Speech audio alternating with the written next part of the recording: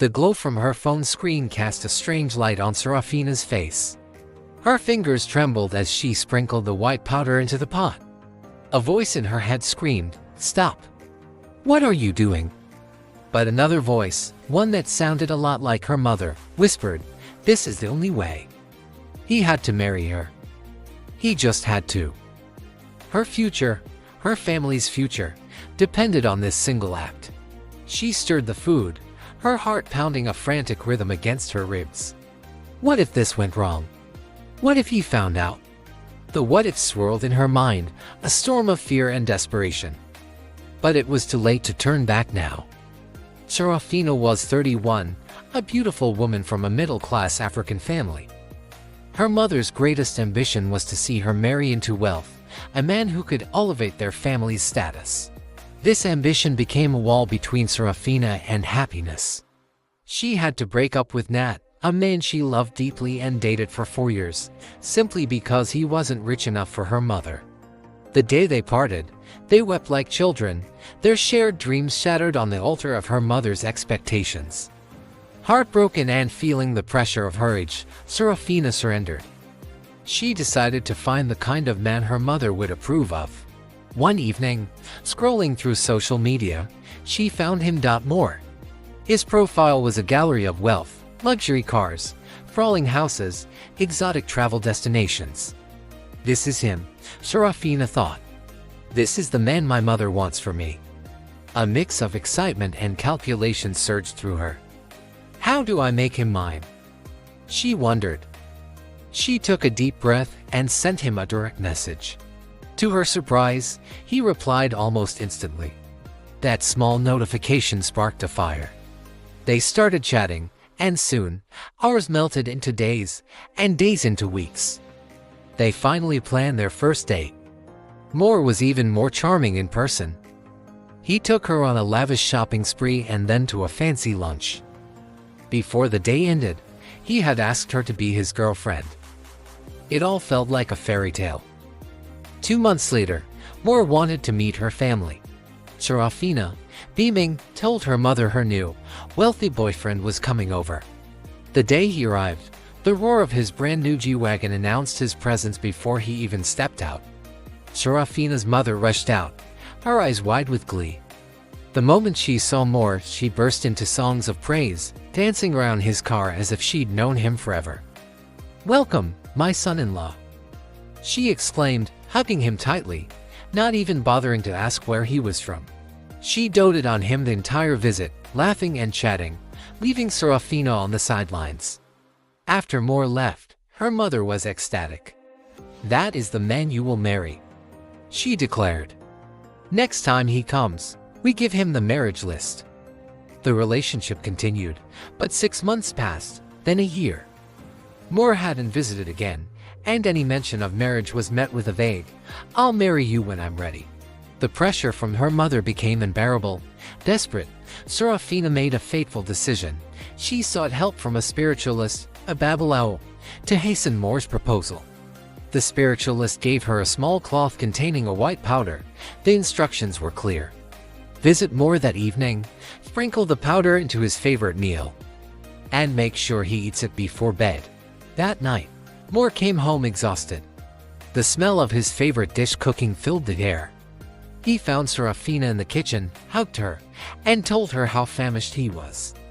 She served him dinner, her hands shaking slightly as she placed the plate on the table. He ate every last bite, showered, and fell into a deep sleep. Seraphina stayed the night, her mind a whirlwind of hope and anxiety. The next morning, Moore woke up with a sudden, overwhelming urge. "Seraphina, get up," he said urgently. "Get ready. We're going to your parents' house today. I'm paying your bride price. I can't wait another day to make you my wife." Seraphina's heart leaped. As she showered, she hummed a happy tune, marveling at how quickly the charm had worked. Within a week, it was all done. The bride price was paid, the traditional and court weddings were complete. Seraphina was finally Mrs. Moore. Her mother was over the moon. 2 months later, Seraphina was pregnant. The joy was short-lived. She miscarried in her 3rd month. The following year, she conceived again, only to suffer another miscarriage in the 1st trimester. Worry began to creep into her perfect life. She confided in her mother, who brushed it off. "You're still young in the marriage," she said. "You'll have more children." Meanwhile, Moore had transformed their family's fortunes. He renovated their village house, sent her brothers abroad for school, and set Seraphina up with a luxurious business. He was the perfect son-in-law. Then, Seraphina got pregnant for the 3rd time, and everything changed. Moore became cold, hostile. He started staying out late and having affairs. The fairy tale had become a nightmare. Seraphina started wearing dark sunglasses to hide the swelling from her constant crying. She ran to her mother, desperate for help. But her mother's response was chilling. "You can't leave him," she said firmly. "He is a blessing to this family. I can't go back to poverty." Shortly after, Seraphina lost the 3rd baby. Broken and confused, she went back to the Babalawo. "Why is this happening?" she cried. The spiritualist looked at her with cold, empty eyes. "Nothing goes for nothing," he said calmly. "You wanted a rich husband who would marry you quickly. The price for that magic was your womb. It was the sacrifice. You can never have a child of your own." The words hit Seraphina like a physical blow. She collapsed sobbing, the weight of her choices crashing down on her. She had sacrificed her own happiness, her future children, all for wealth and to please her mother. Now she was trapped, left with an impossible choice: leave the man who was both her dream and her tormentor and start over with nothing, or stay in a gilded cage, forever childless, enduring his cruelty. This story teaches us some very powerful lessons. First, patience is a virtue. Rushing into major life decisions, especially marriage, out of desperation or pressure can lead to disastrous consequences. It's important to know someone truly and deeply before committing your life to them. Second, contentment is key. Chasing wealth and material possessions at the expense of genuine love and peace will only lead to emptiness. True happiness can't be bought. And finally, we must be careful about the advice we take, even from our loved ones. Parents should guide their children with wisdom and love, not push them towards choices based on selfish desires.